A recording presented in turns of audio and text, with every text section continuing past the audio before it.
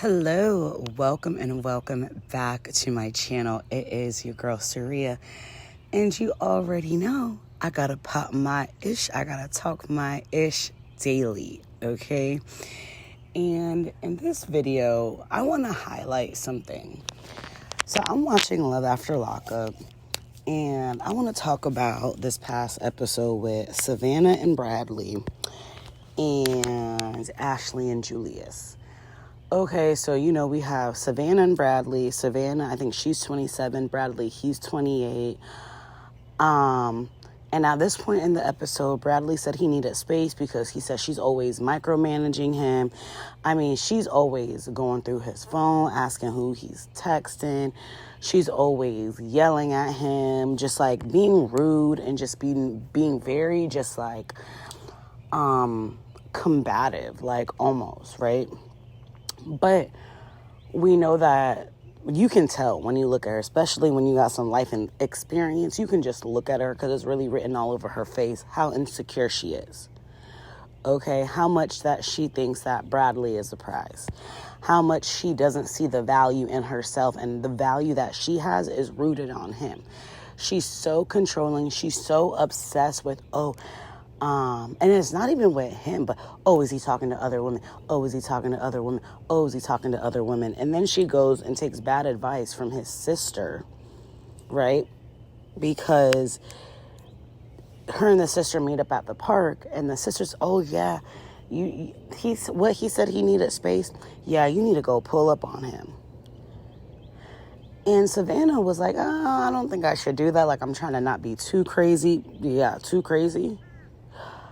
So I don't know if I should do that. And the sister sitting there, oh no, girl, you should do it, and blah, blah, blah. And because she's so desperate to feel connected to Bradley in that moment, she's going to take bad advice from his sister. And I remember when the sister left, the producer was like, why do you want to be the one to bring them together? And she was like, I don't. It's not going to work. And because her sister knows tea and knows that, girl, by this man saying that he wants space and by you pulling up to him at his job, you're going to repel him. You're going to make him feel even more claustrophobic than you already have. And we see he was at his job talking to the boys. And they're like, you got a stage 5 clinker. You already know what we do with them. We break up with them. Okay. I don't know where we got this thing that, like, men like crazy, controlling women. And the thing about it is the women that are like this, they don't even like being like this because they don't ever have any peace. Because they're so constantly obsessed and worried about what he's doing or not doing or who he's doing, right? Because even when because we're going to kind of be all over the place, but let's even talk about Ashley and Julius, right? So Ashley is 29, Julius is 25, okay? Julius has been in prison for 6 years. He's 25, right? So that means that Julius has either been in prison since he was about, I would say 19 years old. I don't know when his birthday is, but 19, 20 years old, right? This man has been in prison, and truthfully, I don't even know if some off about him. Okay, some off about him. I don't even know if he's really into women like that, but that's another conversation, right?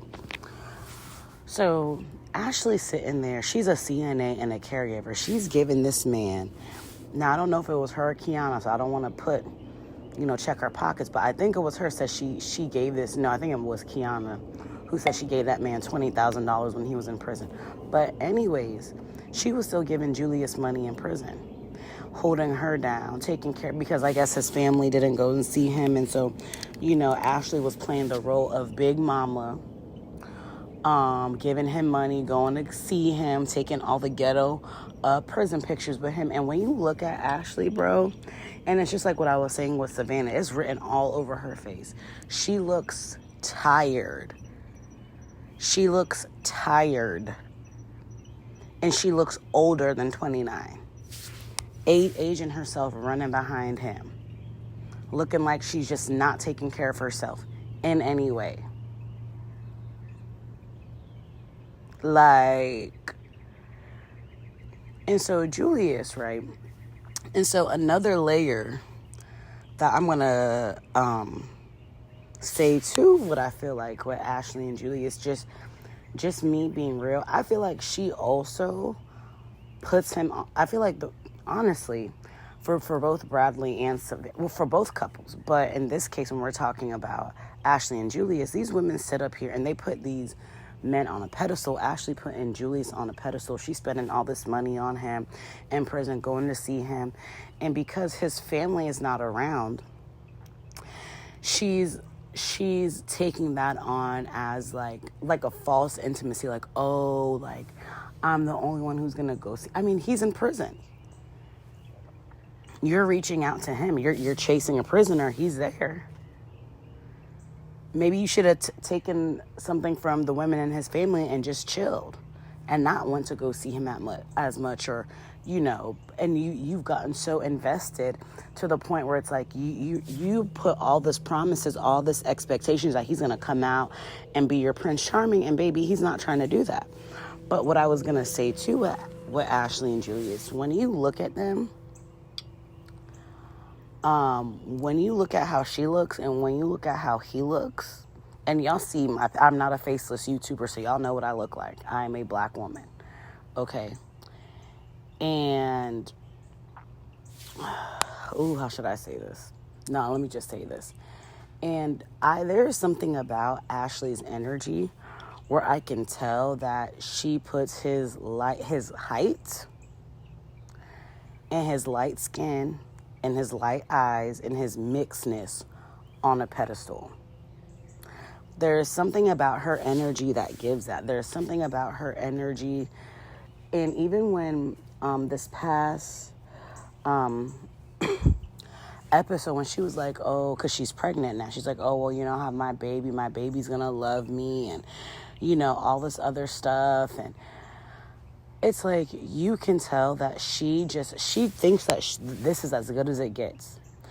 I'm telling you, she probably thinks that she could never get a man that she finds as quote unquote attractive as she finds Julius. I'm telling you, because this man hasn't invested anything into her.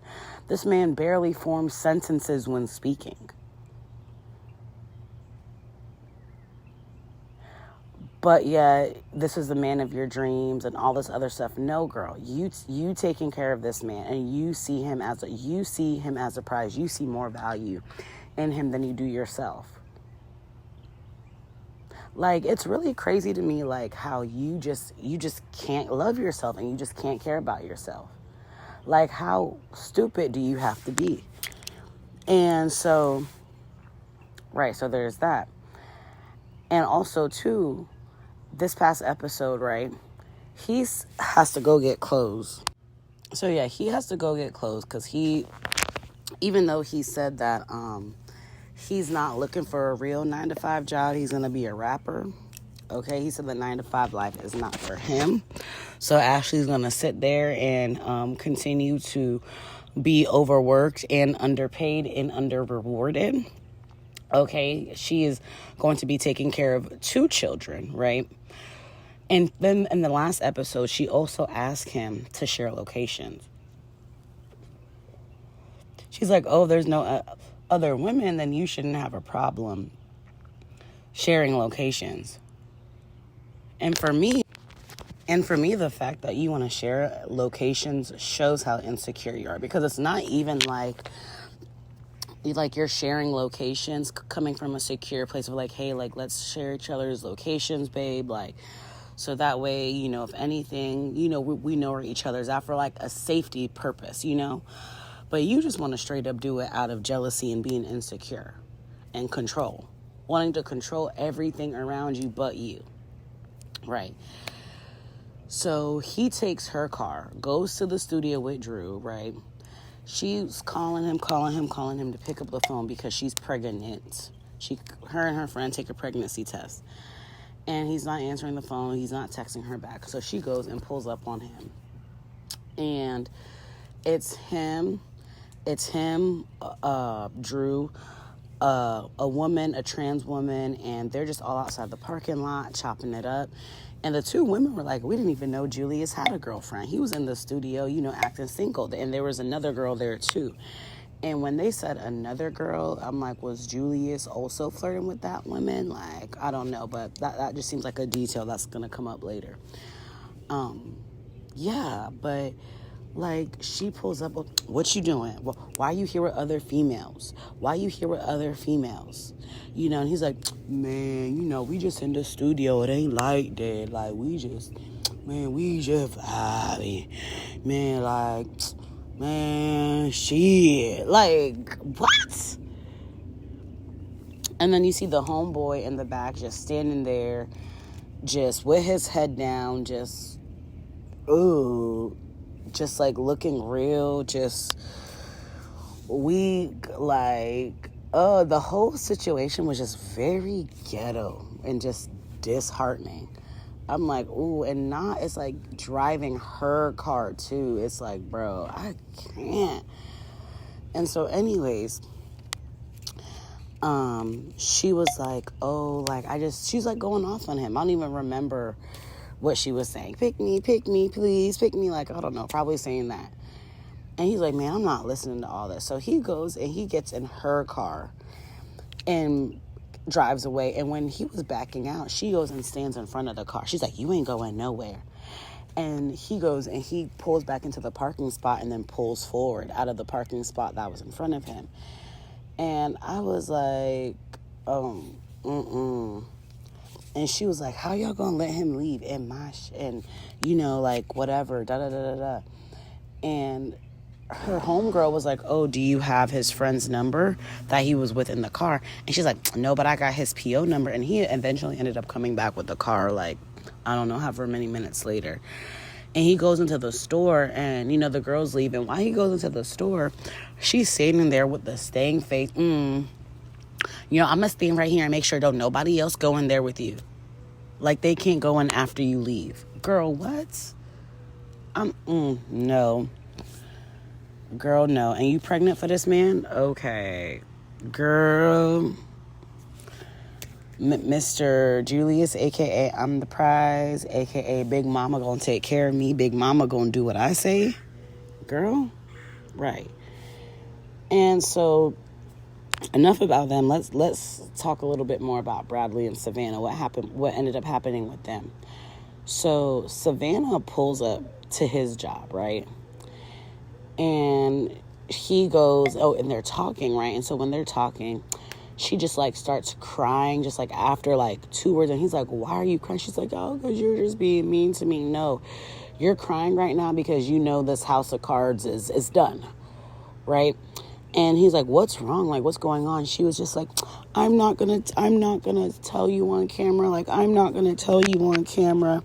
Da-da-da-da. And he's just like, okay. So he goes over to her house, and they got busy because we see after, that scene closes that Savannah decided to stop filming, like, when the words come on the screen or whatever. And then we just see Bradley driving his truck. He was like, I went over there.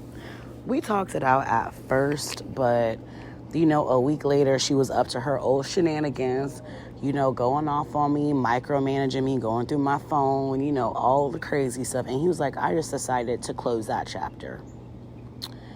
And I'm like, good for you, Bradley. But you see the difference between Bradley and Julius? Bradley is trying to get it on his own. Trying to work. Not even trying, but working, focus on this money, getting stability, whatever. Whereas Julius needs Ashley for financial support. He's living with her and stuff like that. Whereas Bradley's living with his dad, stacking his money, whatever. Bradley's like, I'm done.